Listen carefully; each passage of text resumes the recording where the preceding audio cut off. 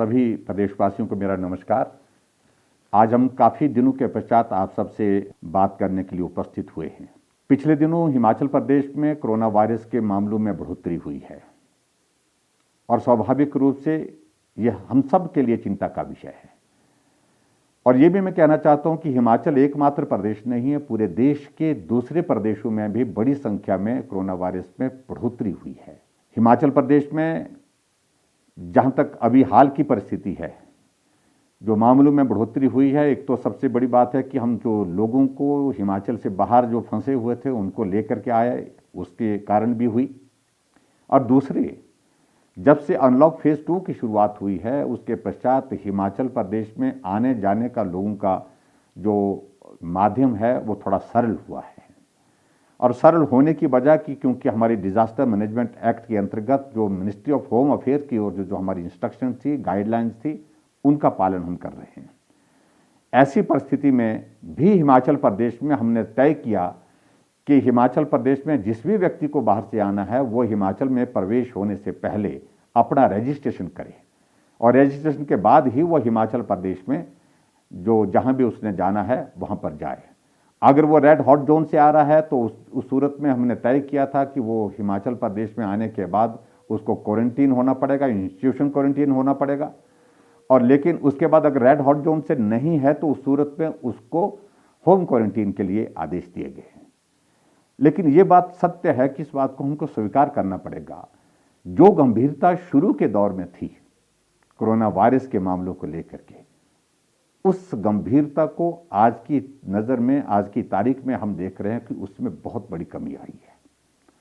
लोग आना चाहते हैं, जाना चाहते हैं, जल्दी में सब लोग हो गए।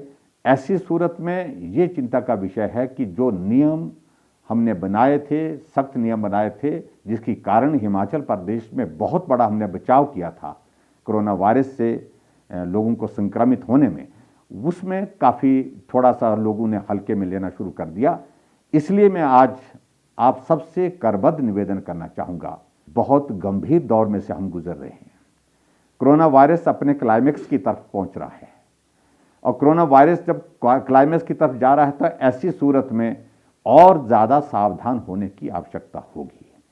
इसलिए मेरा आप सबसे निवेदन है कि बिल्कुल जो भी नियम कानून, जो भी व्यवस्थाएं आपको बताई गई हैं, बार बार कहने की आवश्यकता नहीं है, उनका आप पालन करें।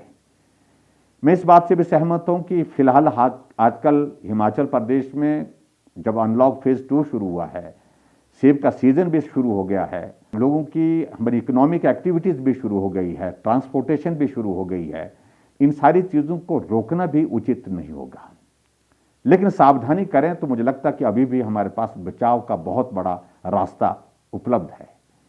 ऐसी परिस्थिति में सेब के सीजन जो हमारी आर्थिकी को बहुत बड़ी ताकत देता है, वहाँ लेबर की जो ज़रूरत थी, लेबर पहुँची है और लेबर के लिए हमने पहले ही नियम बनाए। जो भी लेबर बाहर से आ रही है उनको हमने कहा कि क्वारंटाइन करना पड़ेगा। क्वारंटाइन करने के साथ साथ में उनके टेस्टिंग करनी पड़ेगी। टेस्टिंग करने के बाद ही वो जो है काम पर जाएंगे। लेकिन कुछ जगह हमने देखा कि उस तरह की परिस्थिति नहीं रही। सेब का सीज़न क्योंकि ये बहुत लंबा नहीं चलता है, क्योंकि उसमें हर रोज़ हमको इस बात को भी ध्यान में रखना पड़ता है कि बहुत लंबा काम ये नहीं होता है, सीज़न सिर्फ सीज़न के वक्त होता है। इसलिए काम के साथ उसमें जो है हमारा समय का बहुत महत्व है। उस दृष्टि से कुछ बातों को लेकर के कुछ जगह ऐसी स्थिति आई है कि वहाँ पर कुछ लोग पहुँचने के बाद जो बाहर से मजदूर आए हैं वो पॉजिटिव निकले हैं। मेरा फिर से निवेदन है कि जो भी लोग अब आएंगे हिमाचल प्रदेश में सेब के सीज़न के लिए, कि मेहरबानी करके हम जो बाहर से आएंगे, हम बाहर से आने वाले सबको जो है 7 डेज़ के लिए, 7 दिन के लिए क्वारंटीन करेंगे, इंस्टीट्यूशन क्वारंटीन करेंगे और उसके साथ साथ में उनको 7 दिन के बाद उनका कोविड का टेस्ट करने के बाद उसके बाद काम करने की इजाज़त देंगे। यही परिस्थिति हमने हिमाचल प्रदेश में जो हमारे कॉन्ट्रैक्ट के पास लेबर आती है उसके लिए भी यही नियम हमने कॉन्ट्रैक्ट के साथ साथ में जो भी हमारी जो फार्म के लिए और भी जो लेबर आ रही है हिमाचल प्रदेश में उन सब पर लागू होगी। क्योंकि इसके बिना मुझे लगता है कि अब ये वक्त नहीं है, ऐसी परिस्थिति में हमको ये नियम का पालन करना ही होगा। दूसरे, इस बात को लेकर के भी मैं आपके बीच में जरूर कहना चाहता हूं कि कुछ जगह कोताही हुई है। नाहन में, ददाहू में, गोविंदगढ़ में एक शादी के एक कार्यक्रम में बहुत बड़े लोगों की संख्या में लोग पहुंचे, जबकि नियम कानून बनाए गए हैं, लेकिन फिर भी लोग आए और बहुत बड़ा संक्रमण वहां फैल गया। मैं उन सारी बातों में अब जाना नहीं चाहता हूं। मैं सिर्फ इतना जरूर कहना चाहता हूं कि अब हमको बहुत एहतियात और सख्ती के साथ काम करने के लिए आगे बढ़ना पड़ रहा है। मैं आज इस बात को लेकर के कह रहा हूं, आज शाम से 27 तारीख यानी कि 27 तारीख सोमवार तक सुबह तक जो है, नाहन का जो हमारा ददाहू का इलाका है, नाहन का है, गोविंदगढ़ जो है, जहां ये गांव है, कस्बा है, उसमें लॉकडाउन रहेगा, पूरी तरह से लॉकडाउन रहेगा। और ये लॉकडाउन के साथ साथ में मैं ये भी कहना चाहता हूं कि वहां एक्टिव केस फाइंडिंग की हम सारी प्रोसेस शुरू करेंगे और उसके साथ साथ में जो कॉन्टैक्ट ट्रेसिंग की जो जरूरत है ताकि संक्रमण आगे ना फैले, उस काम को इन 3 दिनों के अंदर पूरा करने की कोशिश करेंगे ताकि कोई भी आदमी जो उनके कांटेक्ट में आया है वो हमारे से टेस्ट से ना छूटे। इस बात को हम सुनिश्चित करेंगे। इसी प्रकार से मैं आगे बढ़कर के ये भी कहना चाहता हूं, जो हमारा बीबीएन है, बद्दी बरोटी वाला नालागढ़ जो है, वहां पर भी कुछ एक फैक्ट्रीज में, इंडस्ट्रीज में बहुत सारे मामले इसी प्रकार से जो पाए गए। हालांकि बहुत बड़ा नंबर उसमें जो है, जो क्वारंटीन में हमने रखे थे, इंस्टीट्यूशन क्वारंटीन में रखे थे, उनका नंबर आया है।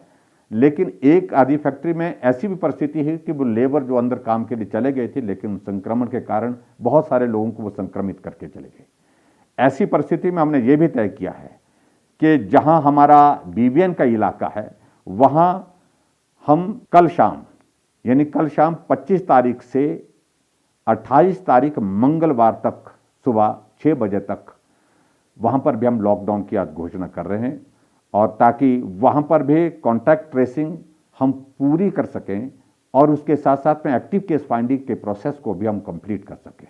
हमारी कोशिश है कि हमारा इंडस्ट्रियल सेक्टर भी प्रभावित ना हो, लेकिन इस बात के लिए हमारी प्राथमिकता पहली रहेगी कि कोई भी आदमी वहां पहुंच करके कामकाज पर जाने से पहले संक्रमण से मुक्त हो। इस बात को हम सुनिश्चित करना चाहते हैं।